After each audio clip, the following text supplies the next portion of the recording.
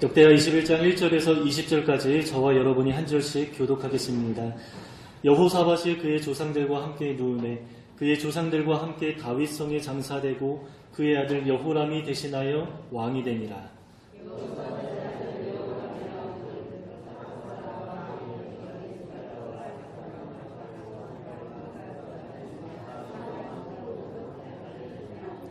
그의 아버지가 그들에게는 은금과 보물과 유다 견고한 성읍들을 선물로 후히 주었고 여호람은 장자이므로 왕위를 주었더니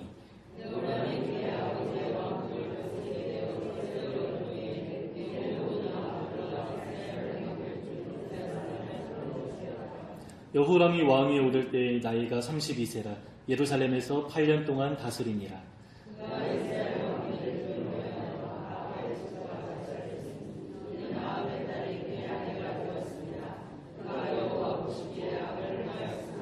여호와께서 다윗의 집을 멸하기를 즐겨하지 아니하셨음은 이전에 다윗과 더불어 언약을 세우시고 또 다윗과 그의 자손에게 항상 등불을 주겠다고 말씀하셨음이더라.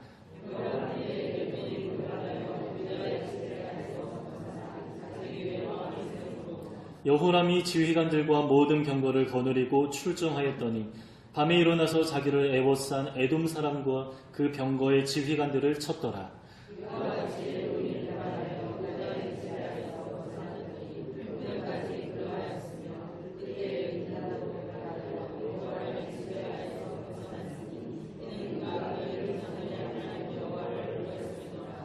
여호람이 또 유다 여러 산에 산당을 세워 예루살렘 주민으로 음행하게 하고 또 유다를 미혹하게 하였으므로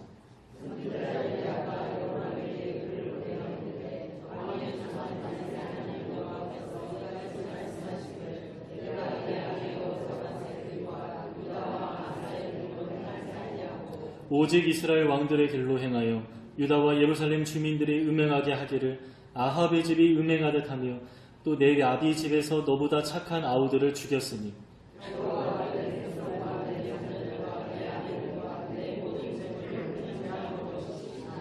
또 너는 창자의 중병이 들고 그 병이 날로 중하여 창자가 빠져나오리라 하셨다 하였더라.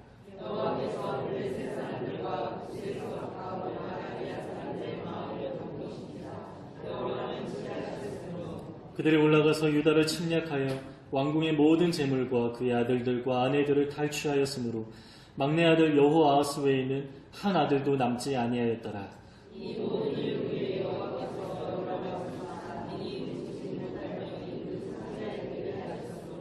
여러 날 후 2년 만에 그의 창자가 그 병으로 말미암아 빠져나오매 그가 그 심한 병으로 죽으니 백성이 그들의 조상들에게 분향하던 것 같이 그에게 분향하지 아니하였으며 여호람이 32세에 즉위하고 예루살렘에서 8년 동안 다스리다가 아끼는 자 없이 세상을 떠났으며 무리가 그를 다윗성에 장사하였으나 여왕의 묘실에는 두지 아니하였더라. 저는 예전에 신대원을 졸업할 때 믿음으로 고백한 것이 있습니다. 버릴 것이 없다라는 것입니다. 제가 이러한 고백을 하게 된 이유가 있는데요. 주변에 많은 사람이 3년 6학기 다니면서 배운 게 별로 없다 이러한 이야기를 하는 것입니다.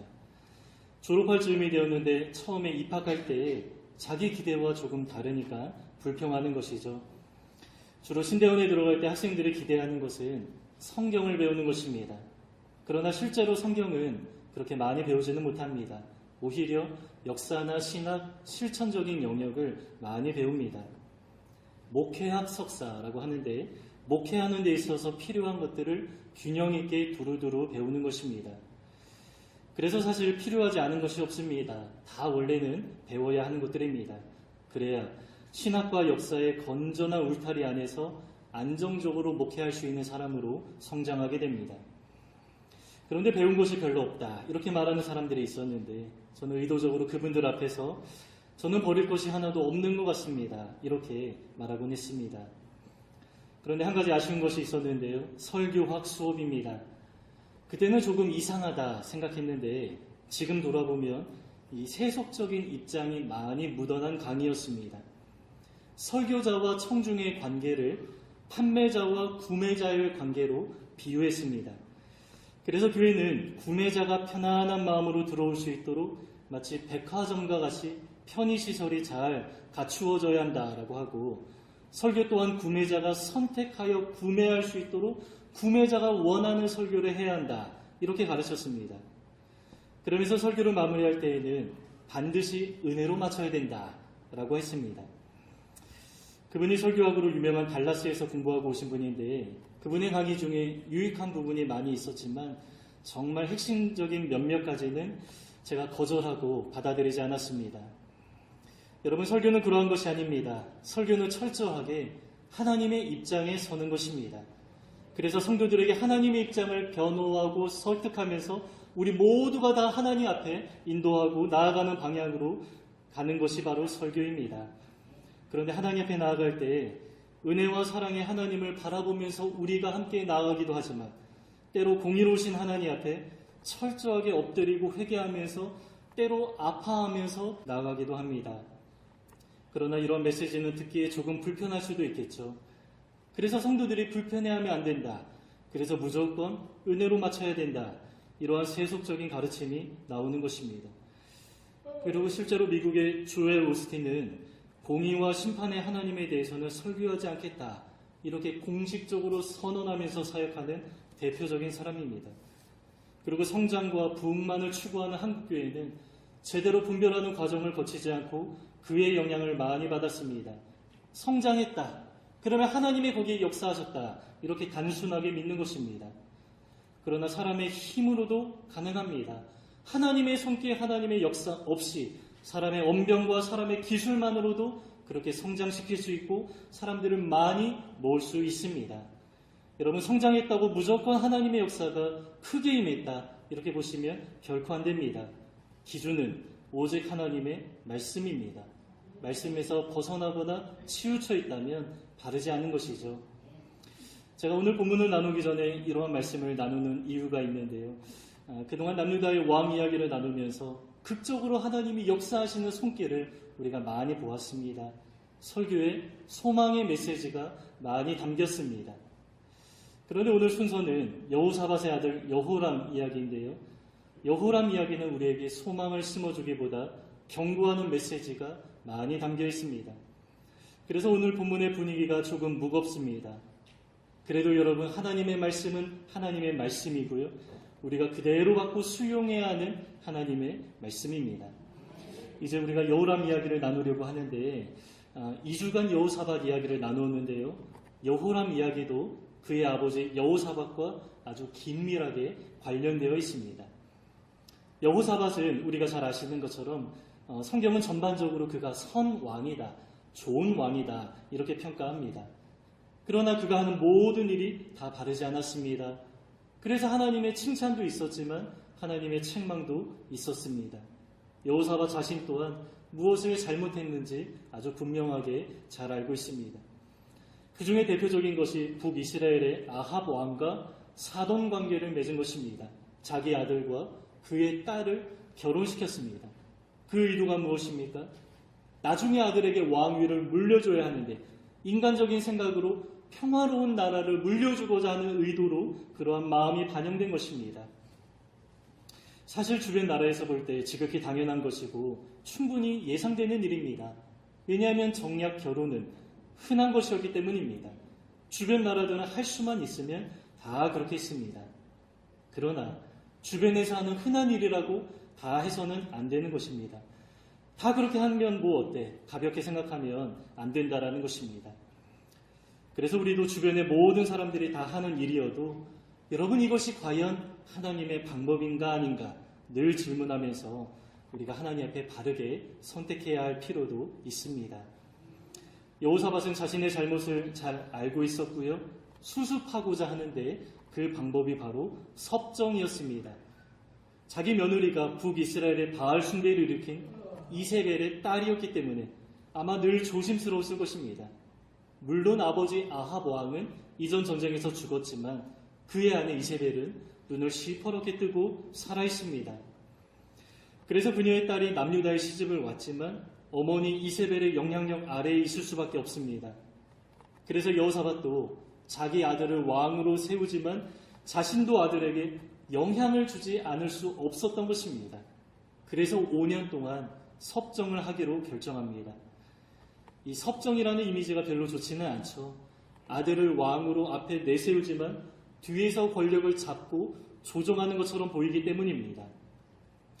그러나 여호사밧이 섭정한 목적은 이 권력에 대한 욕망이라기보다 이세벨과 며느리의 악한 영향력을 차단하면서 하나님의 말씀대로 통치하는 것이 어떠한 것인지 5년 동안 아들에게 보여주고 싶어 했던 것으로 보입니다. 그러나 이것도 실패로 돌아갑니다. 5년의 섭정을 마치고 여호사밧의 아들 여호람이 왕위에 올랐는데요. 여호람은 정말 악한 왕입니다. 그가 가장 먼저 한 일이 있는데 6명의 친동생을 다 죽이는 일이었습니다. 시작하자마자 너무나 끔찍한 가족 상잔의 비극이 일어나게 됩니다. 사실 여호사밧도 이것을 조금 예상했던 것 같습니다. 그래서 6명의 형제들이 첫째인 여호람에게 반역하지 못하도록 둘째부터 7째 아들들에게 성읍과 은금과 보물을 후하게 충분히 많이 주었다라고 성경은 기록합니다. 그러나 여러분, 자녀들에게 줘야 하는 것이 무엇입니까? 하나님의 말씀입니다. 율법을 그 마음에 심어주면서 교육해야 했는데 그는 물질로 자녀의 마음을 보상하고자 했던 것입니다. 첫째에게는 평화로운 나라를 물려주기 위해서 정략 결혼을 하게 되었고, 나머지 아들들에게는 반역하지 못하도록 돈으로 문제를 해결하고자 했습니다. 여러분, 여호사밧이 나라를 통치할 때에는 아주 분명한 신앙으로 통치했지만 자녀들에 대해서는 조금은 인간적으로 세속적인 방법으로 대합니다. 그리고 그 결과 여호사밧이 기대한 것은 하나도 나타나지 않게 되었고, 오히려 반대로 여호사밧이 죽자마자 첫째가 나머지 동생들을 다 죽이면서 모든 권력을 자신에게 집중시키며 시작하게 되었습니다. 여러분, 이처럼 자녀 교육이 상당히 중요한데요. 우리가 자녀를 교육할 때 어떠한 시기가 있는 것 같습니다. 물론 어거스틴처럼 장성한 이후에도 어머니의 오랜 기도에 하나님이 역사하시기도 합니다. 그러나 조금 특별한 경우인데 일반적으로는 조금 어렵죠. 여호사밧은 그 시기와 때를 조금 놓쳤습니다.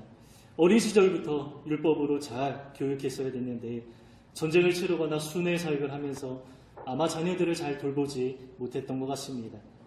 그리고 장성한 이후에 뒤늦게 수습하고자 노력하는데 장성한 이후에 율법 교육으로 잘 통하지 않으니 조금 인간적인 방법을 사용한 것으로 보입니다. 먼저는 섭정을 행했지만 첫째는 변하지 않았고요. 나머지 아들들에게는 그들을 위로하기 위해서 물질로만 보상하려고 합니다.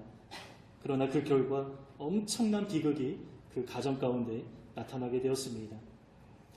이러한 경우는 성경에 많이 나타납니다. 하나님을 경외하는 사람의 자녀들이 그 영적인 흐름을 제대로 이어받지 못하고 오히려 반대로 타락하는 경우입니다. 사무엘이 4사시대 이스라엘 나라를 율법으로 잘 통합하고 잘 교육했지만 순회 사역하면서 정작 가정교육에는 신경을 많이 쓰지 못했습니다. 그래서 두 아들이 뇌물을 받으면서 재판을 굳게 하면서 백성들로 하여금 왕을 요구하게 되는 그러한 역사가 나타나게 되었습니다. 다윗도 하나님을 경외하고 사랑했던 사람이지만 압살롬에게 제대로 교육하지 못하고 훈계하지 못하고 모든 상황마다 적절히 처리하지 못하고 오히려 침묵하면서 압살롬 안에 있는 분노를 키우게 되었습니다.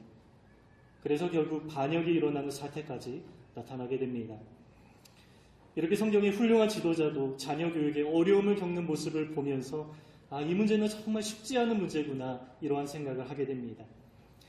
제가 예전 오후 예배 가운데 이 주제를 언급한 적이 있었는데요. 부모에게는 하나님의 말씀으로 자녀를 양육하는 것이 반드시 필요하고 그 책임이 있지만 여러분, 자녀들은 우리의 마음대로 안 되죠. 그 이유가 있다라고 했습니다. 두 가지 이유가 있는데 모든 자녀들은 다 하나님 앞에서 인격적인 독립체인데 모두가 다 죄인이고 자유의지가 있기 때문에 내가 원하는 대로만 움직이지 않는다라는 것입니다. 그래서 그 결과는 내가 예상한 대로만 나타나지 않습니다. 그래서 부모님들은 너무 과도한 죄책감을 갖지 않으셔도 되는데요. 그러나 결과와 상관없이 우리 모든 부모님들에게 한 가지 책임이 있습니다. 그것이 바로 율법 교육입니다. 자녀들에게 경제적인 풍요를 물려주기 위해 애쓰는 것이 아니라 물질적으로 어렵지 않게 살도록 잘 코치하는 것이 아니라 정말 중요한 한 가지는 하나님의 말씀으로 양육하면서 하나님의 말씀의 지도를 받는 자녀들로 잘 키워야 한다라는 것입니다. 제가 아는 어느 분은 결혼 전까지 정말 어렵게 검소하게 자라왔는데 결혼하고 자녀를 키우면서 그렇게 욕심이 많아지더라는 것입니다. 이 집을 점점 늘리는 데 관심이 너무 많아졌고 세상적인 자녀 교육에 대한 욕심이 많아지는 모습을 스스로 보게 되는데 그 욕심 때문에 이제 본인이 일을 하지 않을 수 없고 또 삶이 너무 바빠지고 여러 가지 것에 매여서 살아가고 있습니다.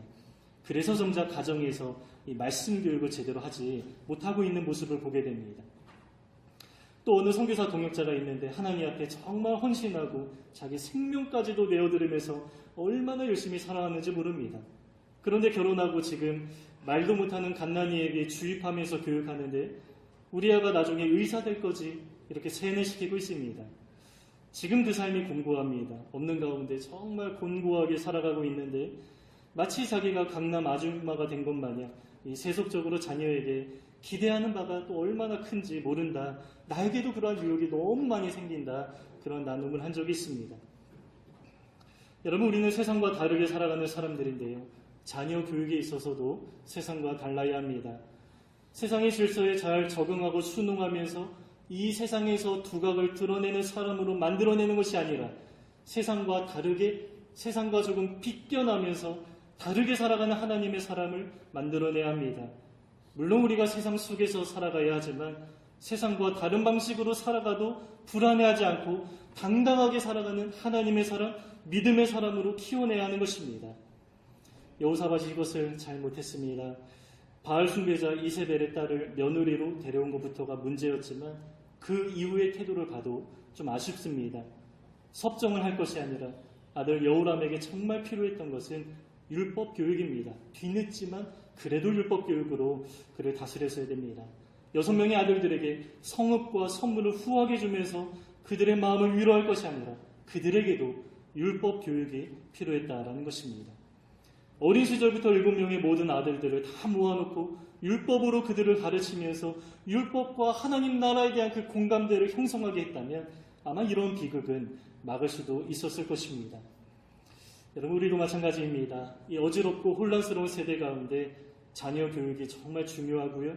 조금 넓게 볼 때 우리 교회가, 우리가 함께 다음 세대를 일으키는 것도 참 중요합니다. 한국 교회가 쇠퇴하는 과정이라고 하죠. 예전에는 1000만 기독교, 1200만 기독교인 이러한 이야기를 했지만 2005년, 10년 전입니다. 통계청 자료에 의하면 800만이라고 했고 지금은 10년이 지났는데 얼마가 되는지는 잘 모르겠습니다. 그러나 계속 줄어드는 과정이라는 사실은 아주 분명하고요. 또 다음 세대에는 이러한 변화가 아주 분명하게 나타난다라고 합니다. 지금 대학 안에는 기독교인이 5%가 안 된다라고 하는데요. 이제 기독교가 사회적으로 비주류가 될 것이고 앞으로 저와 다음 세대 신앙생활하는데 정말 어려운 시대가 오게 될 것입니다. 먼 미래가 아닙니다. 이러한 현상이 점진적으로 나타나는 것이 아니라 이제 바로 5년, 10년 후에 나타나게 될 상황입니다. 시간은 우리 생각보다 빠르게 흐릅니다. 그래서 자녀들이 가장 많은 시간을 보내고 가장 많은 영향력을 받는 가정 안에서 하나님의 말씀으로 양육하는 것이 가장 중요합니다. 어쩌면 교회보다 가정의 교육이 더 중요할 수도 있습니다. 그러나 교회에서 일주일에 한 번 1시간 예배하는 예배 시간에 정말 집약적으로 집중적으로 하나님의 은혜가 임하기를 기도하는 것도 아주 중요할 것입니다. 저는 가정에서 신앙교육을 제대로 받지 못했지만 일주일에 한 번 예배하는 그 시간을 통해서 제 삶에 아주 많은 그 영향을 받았습니다. 그래서 우리가 단 1시간의 예배이지만 교회에서의 예배와 교육도 상당히 중요합니다. 가정에 많은 영향과 책임이 있지만 어느 정도 한계가 있고요. 교회도 그 짧은 시간에 모든 것을 다 할 수는 없습니다. 서로의 역할이 있습니다. 가정과 교회, 서로의 역할을 잘 이해하면서 함께 한 마음으로 다음 세대에 대한 관심을 갖고 우리가 함께 잘 길러내야 하는 책임이 우리에게 있다라는 것입니다. 그래야 우리의 가정이 소망이 있고 우리 교회 다음 세대 가운데 소망이 생기는 것입니다. 지금까지 우리가 자녀 교육에 대한 이야기를 나눴는데요. 두 번째로 죄의 영향력에 대해서 또 말씀을 나누고자 합니다. 여호사밧 한 사람의 정략 결혼을 조금 실수한 것으로 보기에 여러분 그 영향력이 엄청나죠. 여호사밧은 신앙 개혁을 했지만 그 이후에 다시금 나라 전체에 우상 숭배를 가져오게 만들었습니다. 그런데 여호사밧이 여러분 이 결과를 과연 예상했을까요? 아마 절대로 예상하지 못했을 것입니다.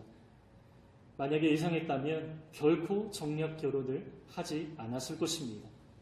그는 제사장 레위인들을 세워서 각 지방에 다 보내면서 율법을 가르치게 했고 우상을 제거하고 신앙을 개혁했던 인물입니다. 성경은 여호사밧을 가리켜 다윗의 처음 길로 행했다 이렇게 말씀합니다.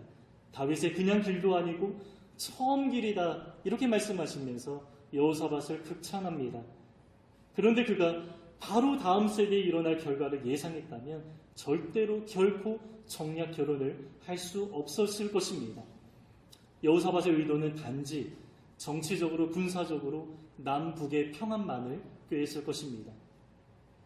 그러나 우리가 역사를 통해 보게 되는 결과는 엄청난 것이죠. 이처럼 주의 영향력과 그 결과는 우리의 생각보다 상당히 크다 이 사실을 우리에게 잘 보여줍니다. 그러나 사탄은 우리를 속입니다. 이 정도쯤이야. 다른 사람들도 다 하는데 이렇게 우리를 유혹합니다. 그러나 여러분 사탄의 진짜 의도가 무엇입니까? 아주 무서운 말인데요. 이러한 말과 같습니다. 다른 사람도 다 멸망하니까 너도 함께 멸망의 길로 가라. 여러분 따라서 이 정도쯤이야. 이러한 속삭임이 있을 때마다 사탄의 유혹이라는 사실을 우리는 늘 기억해야 할 것입니다. 죄의 영향력은 상당히 파괴적이기 때문입니다. 그래서 우리는 작은 죄에도 민감해야 합니다. 늘 회개하는 마음이 하나님 앞에서 살아있어야 합니다. 갈라디아서 5장 9절에 적은 누룩이 온 덩이에 퍼진다 말씀합니다. 고린도전서 5장에도 교회 안에서 음행하는 사람 이야기를 하면서 음행의 문제도 큰 문제지만 음행보다 더 큰 문제를 다룹니다. 교회가 이 문제를 알고도 적절하게 처리하지 않고 방치했던 그 죄악이 음행한 사람의 그 죄악보다 더욱더 큰 죄악이다 이렇게 말하는 것입니다. 물론 개인적으로도 죄의 문제를 회개하면서 처리해야 하지만 공동체적으로 죄악의 문제를 방치하는 것도 더욱더 큰 문제라 다루는 것입니다. 물론 내가 그 사람의 죄를 짓지 않았더라도 공동체 안에 있는 죄의 문제를 방치하는 것은 어느 한 사람의 개인의 죄악보다 더욱더 큰 죄악으로 보는 것입니다. 왜냐하면 적은 누룩의 영향력은 생각보다 아주 크기 때문입니다. 온 덩이에 금세 다 퍼진다라고 말씀합니다. 따라서 죄악을 잘라내야 하는데요. 개인의 문제뿐만 아니라 개인도 하나님 앞에서 우리의 죄악을 잘라내야 하고 공동체 안에서도 우리가 잘라내야 할 것들을 제대로 잘라내야 합니다. 성경은 이것을 가리켜서 영혼의 할례라 이렇게 말씀합니다. 그러면 할례는 살점을 잘라내는 것인데 마취제가 없던 고대에는 얼마나 고통스럽겠습니까? 그러나 그러한 고통을 감수하면서 잘라내야 할 가치가 충분하고 반드시 그렇게 해야 한다 말씀하십니다. 물론 지금 우리 시대는 신앙적인 의미에서 할례를 행하지는 않습니다. 그러나 구약에서도 이미 할례는 마음에 하는 것이다. 마음에 하는 것이다 말씀하십니다. 신명기 10장 16절에 그러므로 너희는 마음에 할례를 행하고 다시는 목을 곧게 하지 말라. 마음에 할례를 행하고 목을 곧게 하지 말라. 내가 원하는 대로 살아가는 것이 아니라 삶의 습관을 다 잘라버리고 순종하면서 말씀에 순종하는 삶을 살아가라. 이것이 할례다라는 것입니다. 그러면 할례를 행하지 않으면 어떻게 됩니까? 예레미야 4장 4절에 유다인과 예루살렘 주민들아 너희는 스스로 할례를 행하여 너희 마음 가죽을 베고 나 여호와께 속하라. 그리하지 아니하면 너희 악행으로 말미암아 나의 분노가 불같이 일어나 사르리니 그것을 끌 자가 없으리라. 여러분 할례를 행하지 않으면 그냥 조금 안 좋은 결과가 나타나는 것이 아니라 할례를 행하지 않으면 나의 분노가 불같이 일어나 사른다. 그것을 끌 자가 없다라고 말씀합니다. 얼마나 무서운 하나님의 진노입니까? 그러나 이 시대 많은 교회가 하나님의 심판과 진노에 대한 설교를 잘 하지 않습니다. 우리가 인터넷 들어가 보면 얼마든지 유명한 목사님의 설교를 많이 듣는데요. 요즘에는 지옥 설교 듣기가 상당히 어렵죠. 물론 나름대로 심판을 전하면서 경고하는 설교 많이 있습니다. 그러나 일반적으로 많은 교회에서는 성도들이 듣기에 좋은 은혜, 사랑만을 전해야 한다라고 말합니다. 그리고 지옥에 대한 이야기 상당히 불쾌합니다. 아니, 하나님의 사랑의 동기가 되어서 신앙생활을 하는 것이지 두려움 때문에 신앙생활을 하는 것 그 잘못되지 않았나 이렇게 반문하기도 합니다. 하지만 하나님을 향한 두려움이 사라지는 것은요, 여러분 상당히 위험합니다. 왜냐하면 우리가 방자히 행하기 때문입니다. 전도서 8장 11절입니다. 여러분 이 말씀은 꼭 기억하시기 바랍니다. 전도서 8장 11절 제가 읽겠습니다. 악한 일에 관한 징벌이 속히 실행되지 아니하므로 인생들이 악을 행하는데 마음이 담대하도다. 악한 일에 관한 징벌이 속히 실행되지 아니하므로 인생들이 악을 행하는데 마음이 담대하도다. 여러분, 심판에 대한 두려움이 없다면 사람의 마음이 담대해집니다. 어떠한 일에 담대해집니까? 악을 행하는데 마음이 담대해집니다. 여러분, 심판하시는 하나님을 의식하는 것은 건강한 두려움입니다. 그분은 심판하시되 맘대로 기준 없이 자기 감정에 따라서 진노하는 분이 결코 아닙니다. 기준이 있습니다. 하나님의 말씀이고 공의에 따라서 정확하게 진노하신 분이라는 사실을 우리가 분명히 기억한다면 말씀에 순종하는 가운데 건전한 두려움을 가지고 하나님을 경외하는 마음으로 우리가 얼마든지 신앙생활을 할 수 있습니다. 마태복음 10장 28절에 몸은 죽여도 영혼은 능히 죽이지 못하는 자들을 두려워하지 말고 오직 몸과 영혼을 능히 지옥에 멸하실 수 있는 일을 두려워하라. 이렇게 말씀하시죠. 결국 하나님은 그분의 공의에 따라서 여호람을 심판하지 않을 수 없었습니다. 전쟁 가운데 계속 패배하게 됩니다. 그리고 결국에 엘리야 선지자를 통하여서 심판이 선언됩니다. 창자의 중병이 들고 그 병이 날로 중하여 창자가 빠져나오리라. 이렇게 처참한 모습으로 심판을 받아 죽게 되었습니다. 이처럼 하나님 반드시 심판하는 분이십니다. 여러분, 하나님은 철저히 공의로운 분이시기 때문입니다. 여러분, 그분은 심판의 대가를 다른 대상에게 전가한 적은 있어도 죄에 대해서 그냥 덮어두고 지나가는 분이 결코 아니십니다. 다른 대상에게 전가하기는 하여도 그냥 덮어두고 그냥 죄를 묵과하는 분은 결코 아닙니다. 6월절 10번째 재앙에 대해서 이스라엘 장자는 구원을 얻습니다. 여러분, 10가지 재앙 가운데 4번째, 5번째, 9번째 재앙을 제외하고 애굽 백성과 히브리 백성 모두가 다 심판을 받았는데요. 그 심판을 받은 이유는 히브리 백성도 430년 동안 애굽에서 생활하면서 아마 같은 우상을 섬겼기 때문인 것으로 우리가 추측할 수 있습니다. 그리고 원래 10번째 재앙도 히브리 백성이 함께 원래는 심판을 받아야 하는 재앙이었습니다. 그러나 장자들이 다 구원을 받았습니다.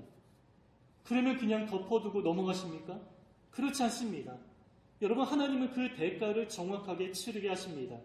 장자 대신에 레위인들은 나의 것이다. 이렇게 말씀하시면서 장자의 수와 레위인의 수를 계산해서 차에까지 아주 정확하게 계산하면서 그 모든 값을 다 치르게 하십니다. 우리의 죄에 대한 대가 그냥 덮어두고 지나가지 않으십니다. 여러분, 십자가 사건은 무엇입니까? 그냥 하나님의 사랑과 은혜 이렇게만 말하면 안 됩니다.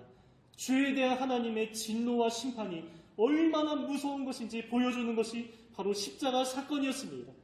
우리가 당하지는 않았지만 공의로우신 하나님은 죄에 대하여서 십자가를 통하여 예수님에게 그 무서운 진노 모든 것들을 다 쏟아내면서 다 심판하셨습니다.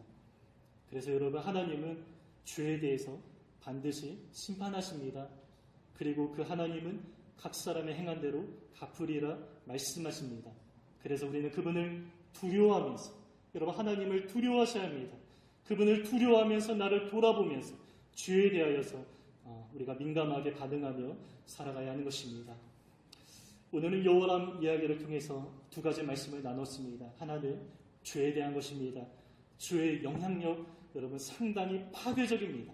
그리고 죄를 향한 하나님의 무서운 진노와 심판도 있습니다. 공의로우신 하나님 앞에 우리는 늘 근신하면서 영혼의 할례를 행하면서 회개하면서 거룩하고 성결한 삶을 살아가기 위해 우리가 애쓰며 살아가야 할 것입니다. 또 다른 하나, 다음 세대를 향한 가정과 우리 교회의 책임이 있습니다. 여호사밧이 좋은 왕이라 평가를 받지만 그의 후대를 볼 때 너무 처참합니다. 여러분, 나만 잘하면 다 되는 것이 아닙니다. 우리 세대에서 영광을 얻으면 다 끝나는 것이 아닙니다. 나도 하나님 앞에 잘해야 하지만 우리가 다음 세대도 하나님 앞에 바르게 설 수 있도록 노력해야 하고 신앙의 유산을 바르게 잘 물려줘야 하는 것입니다. 특별히 우리 등대교회는 소망이 있습니다. 교육부서가 잘 되어 있습니다. 가정마다 말씀으로 양육하는데 정말 열심히 있는 것으로 보입니다. 그래서 자녀들이 어떻게 자랄까 정말 많이 기대가 됩니다. 하나님의 거룩한 백성으로서 이 땅에서 어떠한 사명을 가지고 어떠한 일을 하면서 살아가게 될까 기대하는 마음이 정말 많이 생깁니다. 우리가 교회에서도 함께, 우리 모두가 함께 아이들을 양육하는데 우리가 여우람의 모습을 반면 교사로 삼아서 우리 자녀들을 통하여 믿음의 역사가 계속해서 이어지기를 원하고요. 더욱 왕성하게 드러나서 정말 우리 가정과 교회가 세상의 소망이 되시기를 주님의 이름으로 축복합니다.